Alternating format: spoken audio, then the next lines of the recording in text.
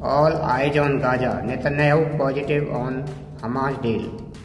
Trump wary of any delay. Key things to know. Israeli Prime Minister Benjamin Netanyahu said Israel was on the brink of a great achievement after Hamas signaled readiness to release hostages under US President Donald Trump's ceasefire plan. Both leaders struck a tone of guarded optimism as mediators prepare to host indirect talks in Egypt on Monday. The potential peace deal comes 2 years after Hamas' October 7, 2023 attack that triggered the war, raising hopes that an end may finally be in sight. Welcome to the Global Affairs Academy. Let's review the Gaza peace plan and the latest development in the Middle East.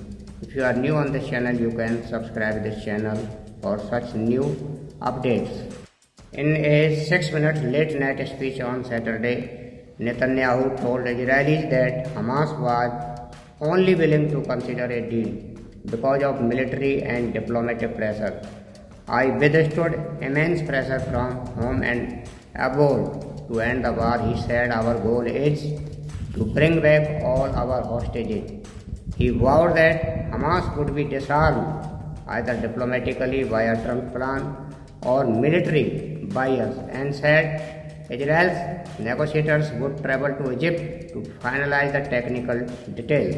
In a post on X, Netanyahu said, "My brothers and sisters, citizens of Israel, we are on the verge of a very great achievement. It is not yet final.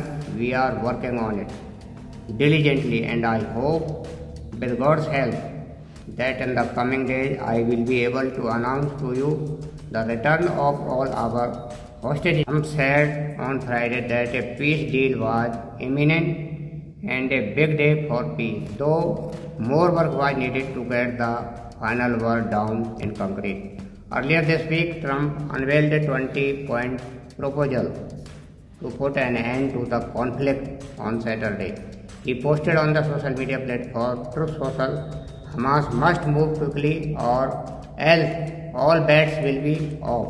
I will not tolerate delay, which many think will happen, or any outcome where Gaza poses a threat again." He later announced that Israel has agreed to the initial withdrawal line, which we have shown to and shared with Hamas. When Hamas confirms, the ceasefire will be immediately effective. A hostages and prisoner exchange will begin, and we will create the conditions for the next phase of withdrawal, which will bring us close to the end of this 3,000-year catastrophe.